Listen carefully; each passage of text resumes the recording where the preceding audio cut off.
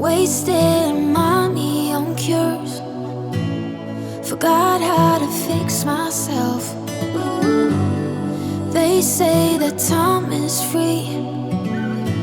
Then why is it so precious? Oh, I'll save memories in my head. We are in sunny Scunthorpe. We're near Scunthorpe, near sunny Scunny. We're in Derrythorpe. Derrythorpe, and everything begins with Thorpe around here. No, ends in Thorpe. Ends in Thorpe. I was close, either ended in it or begun with it. So Can you name any of them? Scunthorpe, Derrythorpe, Armthorpe. Thorpe. No, I can't name any of them really. And why? What is the Thorpe bit for? Can you? It's something to do with the Vikings. It's a name for a village, is it, or something? Yeah, like that? either You're the expert. a Viking settlement or Viking like farmstead. So that's where it came from. But any of the modern names, some of them also end in Thorpe, just to keep up with the name thing. Let's just show you where we are. I think you can see the vans behind us.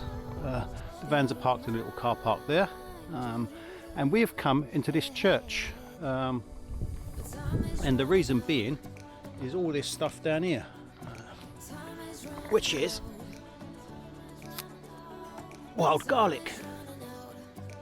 So we're going to forage some of this, and we're going to cook something. How do you know that it's garlic though? Well, that's the obvious one, isn't it? It smells. It smells of onion and garlic. So if you get it wrong, then you've potentially got crocuses, which you don't want to eat. Right, yeah, you don't want to eat those. But if you pick a bit of it, if you can't see the white flowers, so later on in the season, in a few weeks' time, you'll see the white flowers come out.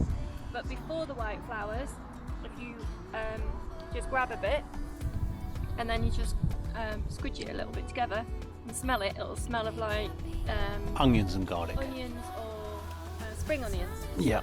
Yeah. And also, if you look on the back, the veins will run parallel. I don't know if you can see those. I'm not doing a very good description of how to identify it, but this video isn't really an identify wild garlic video. It's mainly just to show you where we are and what we're up to today. Lots of it. Yeah, and the old churchyard is covered in it. So we're just going to take a little bit, aren't we? Yeah, so we're going to collect a little bit of that, and we're going to cook you something out of that, aren't we? We are. You are? Am I? Are you? Yeah. Or am I? Okay. We'll see what we do. We'll see what we come up with. We might put some in a meal, and we might actually make a meal out of it. All right. Yeah. Yeah. So let's go collect some. But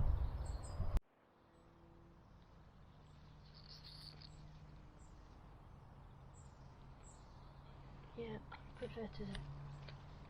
These ones are going to be okay because I've smelt them.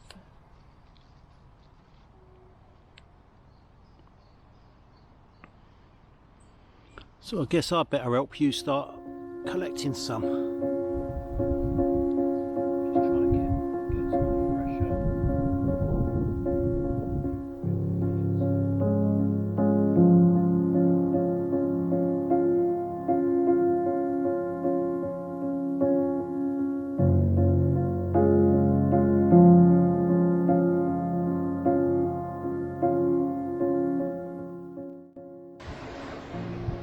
A lot of people ask, how do you make a living on the road, travelling and being a nomad? And I think that's probably one of the biggest questions that comes up. And to be honest, I can't even answer that myself, because over the last 4 years I've had a job that I've gone back to in London. I've always travelled on my annual leave, holiday time, weekends, anytime I have available, bank holidays, stuff like that. I've always got out and travelled, and I've gone back to London and worked a normal job like everybody else that has an house. So yeah, I couldn't really answer people's questions on how do you make a living on the road, but I guess now things have all changed. Last Friday, basically, I handed in my notice and gave up my job. So making a living on the road is what I'm going to be doing from now on. The idea is to travel full time,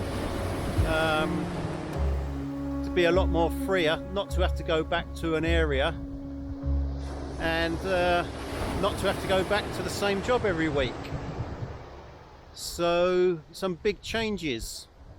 This morning, I tried to make this video this morning, and I wasn't in a really good frame of mind. I was sort of considering, have I done the right thing, I guess. Thinking, have I made a mistake? Because I had the security of work, I always had money. I had money to travel. And to throw all that away with no plan whatsoever. I don't have a plan, to be honest. I have no way of making any money in the near future, really. I have some savings. I've managed to save up some money whilst working over the last 4 years. I've put some money aside, and that's what I plan on living on over the next few months. So yeah, this morning I sort of had it in my head, had I done the right thing? Because today, Monday morning, I should be back at work. I forgot to turn off my alarm. The alarm went off, and that brought back the memory that I should be in work and that I'm not. And today I'm not making any money. I'm sat here. I'll show you where I'm sat. I'm actually sat on a cliff top. Look, I don't know if you can see that. It doesn't look that high, but or maybe it does look that high. I'm on the end of a, let me just get up and I'll show you. I'm on the end of a broken road, another broken road. You can see that there. Looking out to sea. The vans are parked there, just behind. So yeah, I sort of went for a wander along the cliff tops here, thinking, have I done the right thing? Me and Sue had a wander along the beach, and I was in quite a miserable mood, I think, with the not knowing of what the future is going to bring. And Sue said to me, I thought you was going to do a video, and I said, no, I don't really feel like I can say much, really. I can't really talk, because I didn't really feel like it. So I guess I didn't really want to sort of portray an unhappy time, but I guess van life does have the ups and the downs, and yeah, I guess this is sort of somewhere in between. I guess I don't know where I go from here, what I do. I've got a few plans. I guess I can always do some repairs and maintenance from other people's vans, maybe something like that. I know a lot of people want stuff like solar fitted, so I might be able to do some of that in the future. But at the moment, I'm just sort of enjoying the time of not having to go to work, and I've got a really good feeling of freedom, especially where I am now, like here on the cliff tops. The feeling of being free to go where I want and not having to go back to London is an unbelievably good feeling, but not knowing whether I'm going to have food next month or the month after is another worry. I don't plan on trying to claim any sort of benefit, because I can't be asked with having to prove to somebody that I'm looking for work and all that stuff. That would drive me completely nuts. So yeah, what does the future hold? And how am I going to make a living without working? I don't know. I'm no good with computers, that's for sure. Well, not that good with computers. Terrible on the phone.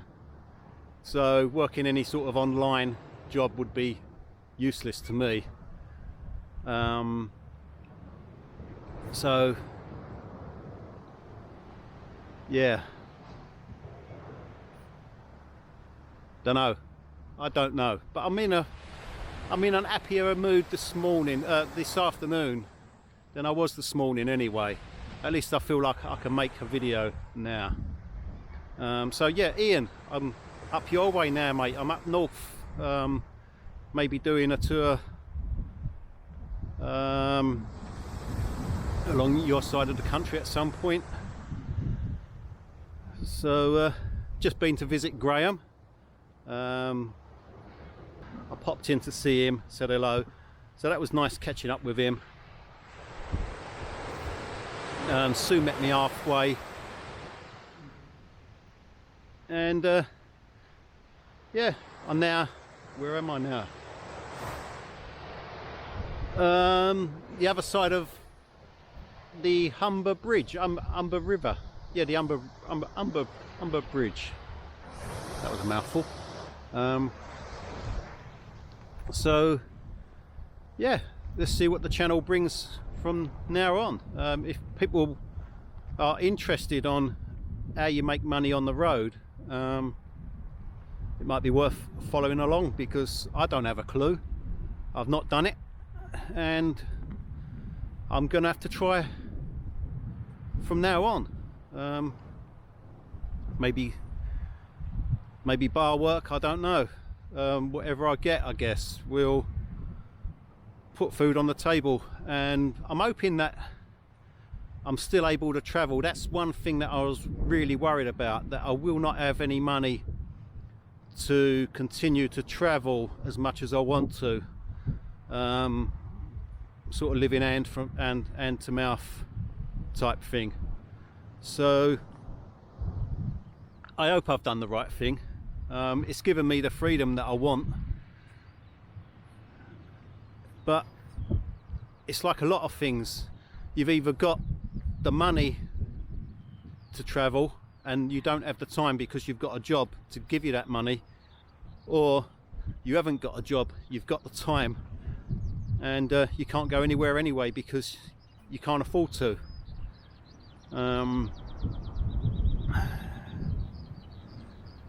Yeah, there's no easy answer, is there? What you do in life. Ideally, you'll have enough money to be able to support yourself, travel, and not have to worry about it.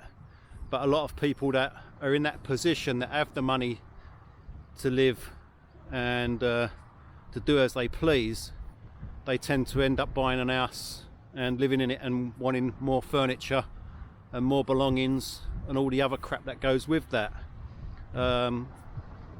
People that can afford to live a life of free travel don't really want to sort of pursue it.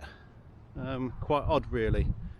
But yeah, I'm planning on still staying in the van. I've got no intention whatsoever of moving to an house, and in fact Sue is also going to be on the road with me a lot more now. So that's us over there. I don't know if you can see that over there. Our two vans parked in the middle of nowhere.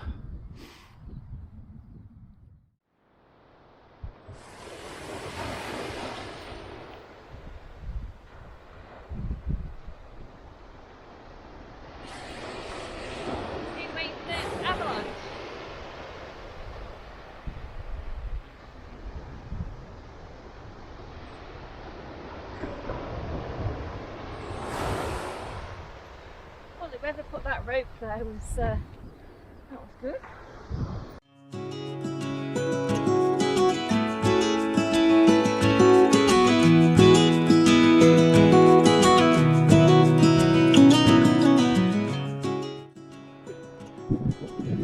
So parked up on this little spot here. We stopped because of this place here, which we thought was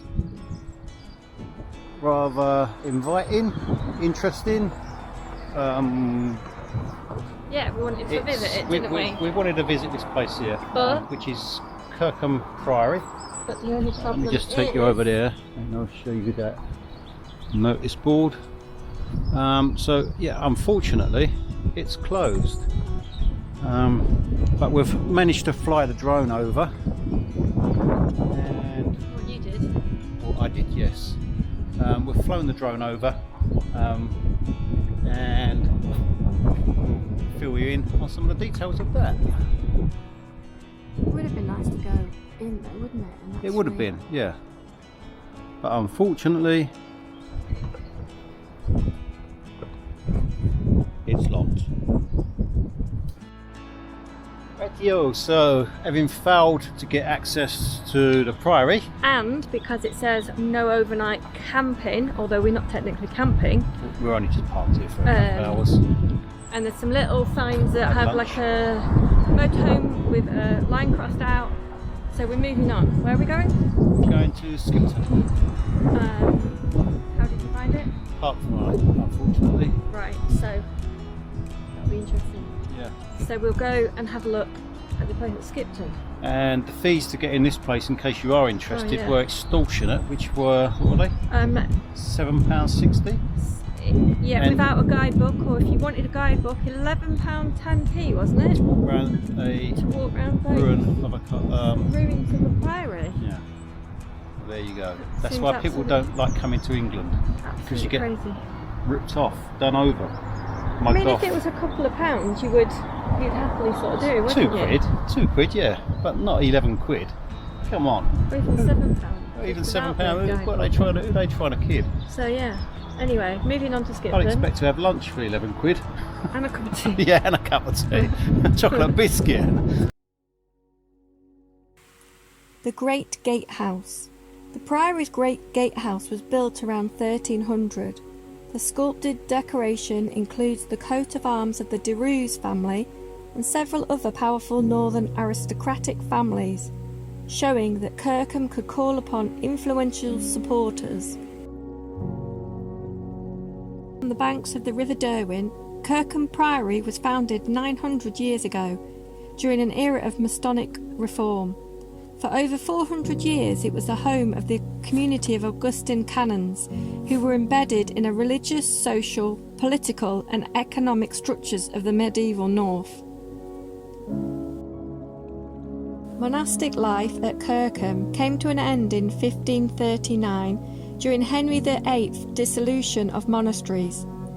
The Priory's picturesque ruin became a tourist destination in the 19th century, and during the Second World War, secret military research was conducted in the monastery's grounds. During the Second World War, Kirkham was used by the military for testing equipment in the preparation for the D-Day landings in 1944. Prominent visitors to the top-secret base included Prime Minister Winston Churchill and also members of the royal family.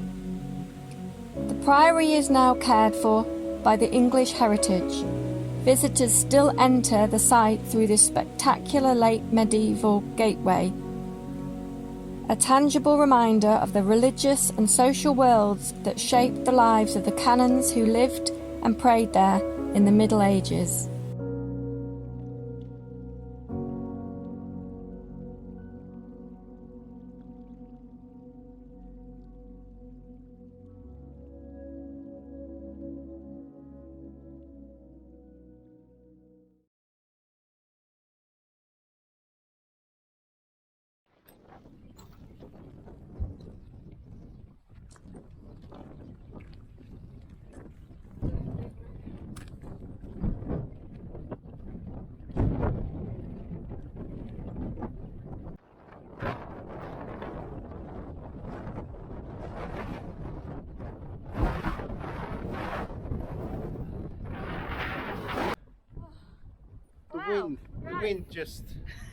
The wind just eased. Yeah, the wind just stopped immediately as soon as we walked into this alleyway. Look at this. This is Um, so The wind just finished. An alleyway in the middle of a hill. Yeah, it's weird, isn't it? It's very strange.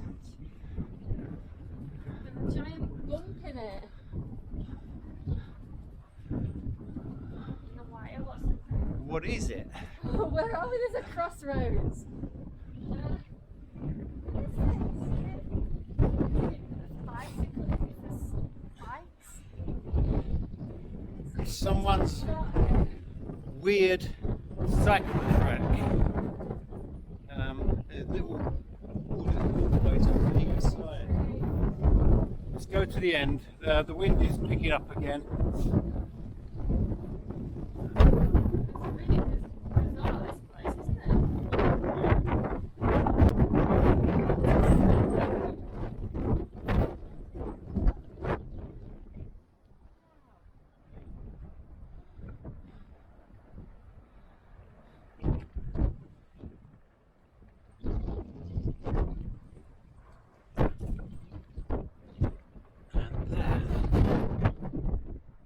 Quarry.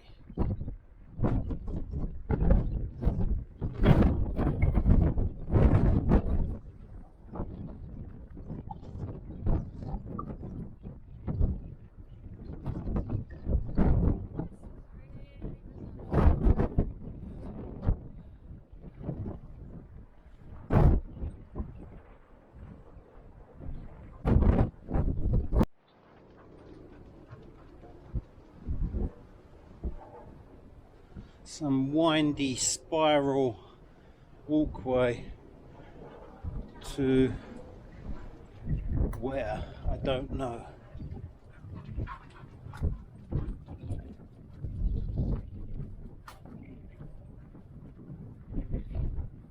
It just keeps going. Where are you? Which way did you go?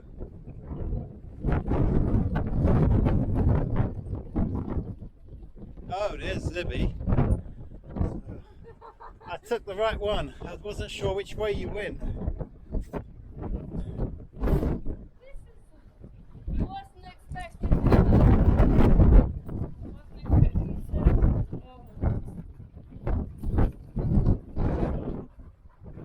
Viewing tower. What are all these?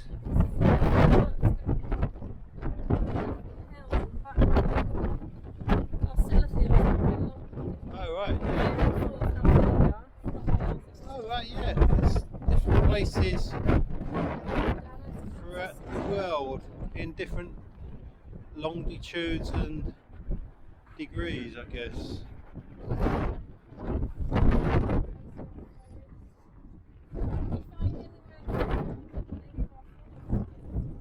Sorry? Any of our followers?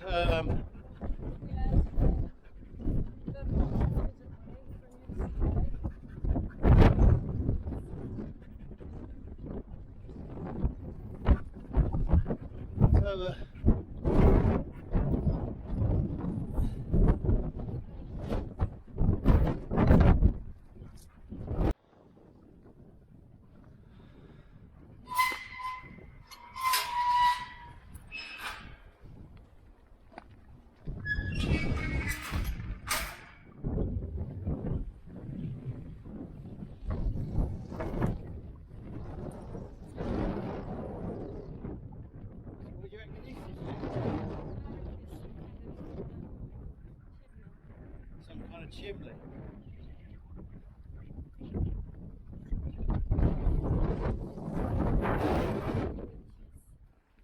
I reckon there's a good chance this is some sort of go on, go in there and have a look. Go on, you brave it. I've got the camera. I'm the cameraman. You can be the explorer. Challenge Annika. Go on, Dora. Go and explore her. Have you already been in? Nick can go in.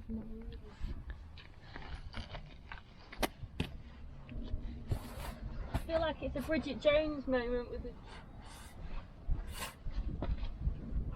What's in there? Nothing, just a chimney. Nothing, just a chimney. Just a chimney. Oh, that's disappointing. So yeah, there's a Dead a flue. This is the oh, Zebby almost wiped me out there. There's a flue to the chimney. This is the chimney for the quarry, as you can see.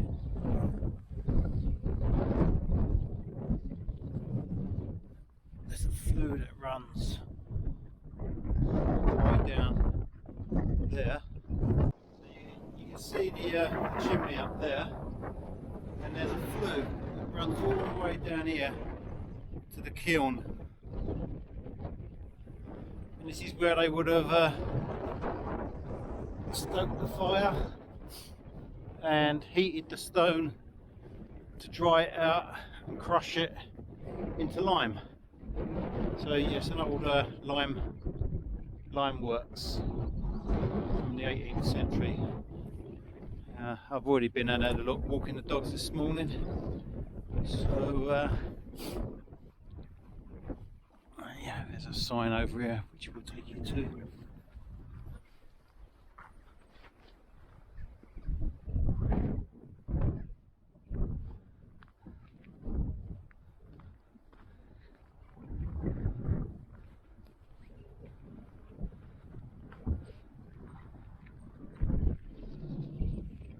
Let's see if I can.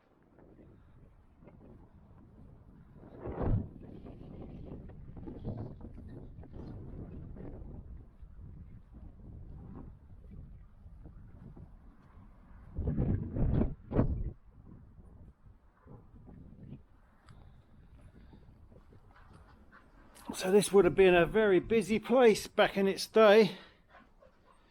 All the buildings around, I guess, Lancaster and Scunthorpe are probably made up from the lime that was brought here,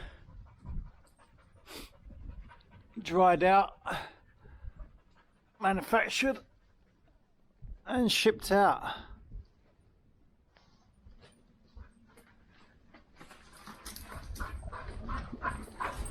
Don't I bring you to some weird and wonderful places? What's that in there? Is that a... Ooh. Stick you in there. I don't know if you can see that.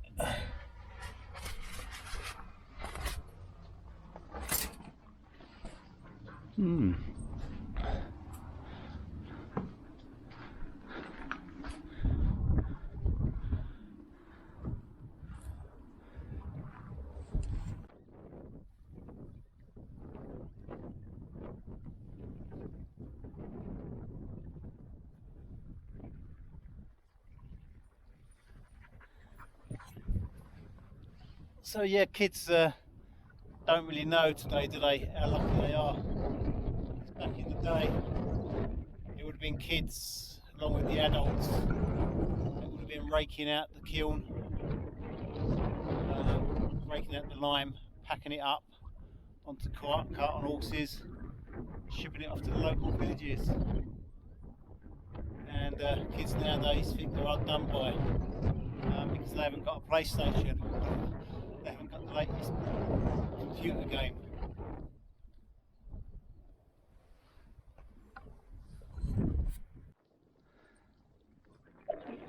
And there's let me just show you. Gone past it now.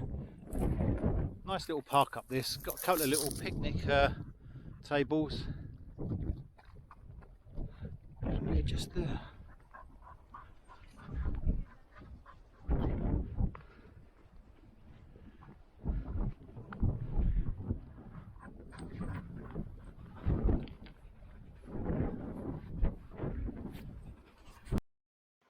We'd just like to say thank you to all of you who have subscribed to the channel. If you've liked the video, give us a thumbs up and don't forget to subscribe if you haven't already. Take care, see you on the next one. Bye for now.